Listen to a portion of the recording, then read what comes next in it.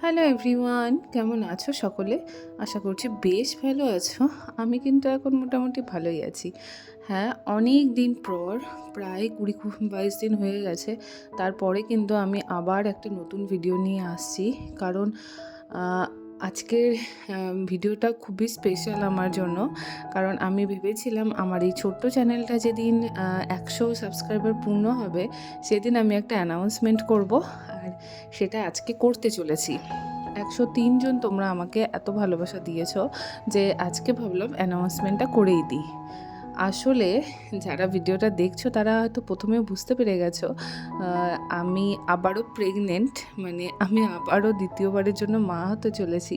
আর এই অনুভূতিটা আমার জন্য কিন্তু অনেকটাই ভালো। শুধু আমার জন্য নয়, প্রত্যেকটা মেয়ের ক্ষেত্রেই কিন্তু এই অনুভূতিটা অনেকটা সুখের। তো হ্যাঁ, প্রেগনেন্সির কারণেই আমি এতদিন ভিডিও আনতে পারিনি। আর সবাই জানো প্রেগনেন্সির কারণে শরীরের অবস্থা কতটা খারাপ হয়ে যায়। তো মাঝখানে তোমাদের অনেকবার বলেছি শরীরটা খারাপ আছে, কিন্তু কী কারণে খারাপ আছে বা কী বৃত্তান্ত সেটা কিন্তু আমি একদমই বলিনি। কারণ আমি চেয়েছিলাম আমার ভিডিওর মানে যখন আমার চ্যানেলের সাবস্ক্রাইবার প্রায় ১০০ হয়ে যাবে তখন আমি সবাইকে জানাবো। রিসেন্টলি ১০০ কমপ্লিট হয়েছে, তো সেই জন্য ভাবলাম অ্যানাউন্সমেন্টটা তোমাদের সাথে শেয়ার করেই ফেলি।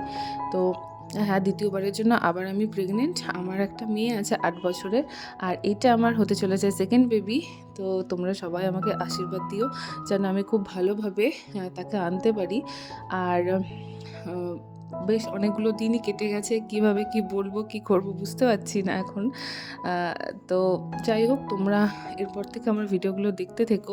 প্রেগনেন্সি রিলেটেড অনেক কিছু কিন্তু আমি শেয়ার করব বা আমার এক্সপিরিয়েন্সটা তোমাদের কাছে জানাবো।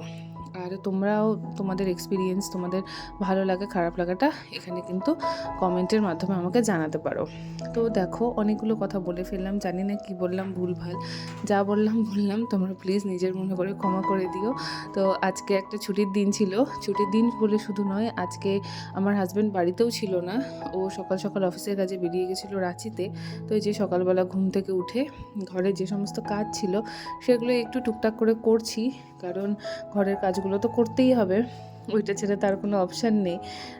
আর সত্যি কথা বলতে আরও একটা অ্যানাউন্সমেন্ট দিই, প্রেগনেন্সির কারণে কিন্তু এখন অনেক কিছু চেঞ্জ হয়ে গেছে। ধীরে ধীরে তোমরা ভিডিওগুলো দেখতে থাকো, তাহলেই বুঝতে পারবে কী কী চেঞ্জ হয়েছে।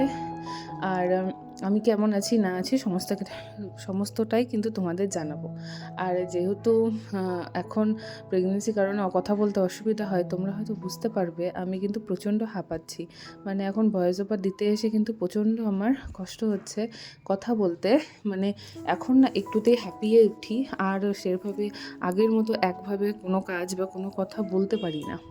তো যাই হোক, এই যে ঘরের কাজকর্ম করে স্নান পুজো করে চলে এলাম। এইবার এসে গেছি কিন্তু রান্না করতে। যেহেতু ২ মা মেয়েই আছি আর হাজব্যান্ড আস্তে আস্তে রাত্রিবেলাতে, তো ভাবলাম যে বেশি কিছু করব না এই বেলায়, শুধু একটু পনির ছিল, পনির আর ফুলকপি দিয়ে একটু তরকারি করে নিই, আর হচ্ছে একটু পাঁপড় ভাজা করে নিই। তো এই পাঁপড়টা খেতে আমার মেয়ে খুব ভালোবাসে, আর আমার আবার অতটাও ভালো লাগে না। কারণ এই মানে পাঁপড়টা না একদমই নুন নেই, ঝাল নেই, কিছুই নেই। কিন্তু যেহেতু মেয়ে খেতে ভালোবাসে তাই এই পাঁপড়টা আনা হয় আর ওকে ভেজে দেওয়া হয়। এই কটা পাঁপড় ওর জন্যই ভাজছি। পাঁপড় ভাজা হলে আর একটু ঘি হলে ওর তো আর কিছু লাগে না। তো আর আমার নিজের জন্য কিন্তু আমি একটু বাদাম ভাজা করে নিচ্ছি। বাদাম ভাজাটা খেতে কিন্তু আমার দারুণ লাগে। তো ভাবলাম যে বাদাম ভাজাটা একটু করে নিই পাঁপড়টা যখন ভাজছি। তো নিজের জন্য একটু বাদাম ভেজে নিলাম, আর একটুখানি পনির আর ফুলকপি দিয়ে তরকারি করে নিয়েছি। তরকারির রেসিপি তো তোমরা জানোই, আর নতুন করে কি শেয়ার করব। আমার থেকে আশা করি তোমরা আরও ভালো ভালো রান্না করতে পারো। তো সেই জন্য আর ফুলকপি আর আলুর এই রেসিপিটা তোমাদের সাথে শেয়ার করছি না।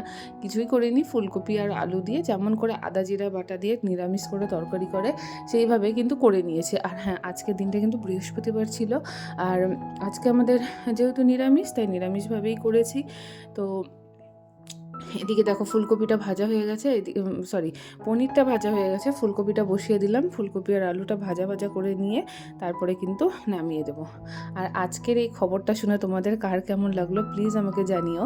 আর কিছুদিন আগে আমি একটু ফটোশ্যুট করেছিলাম নিজের বাড়ির ছাদে, তো সেই ফটোগুলোও তোমাদের সাথে কিন্তু একটু শেয়ার করে দিলাম, দেখো আর কেমন হয়েছে অবশ্যই কিন্তু জানিও। এই জীবনের এই মুহূর্তটা কিন্তু আমি প্রত্যেকটা জিনিস তোমাদের সাথে শেয়ার করতে চাই। প্লিজ তোমরা আমার পাশে থেকো, আর আমার ভিডিও ভালো লাগলে প্লিজ লাইক শেয়ার কমেন্ট করে দিও। টাটা।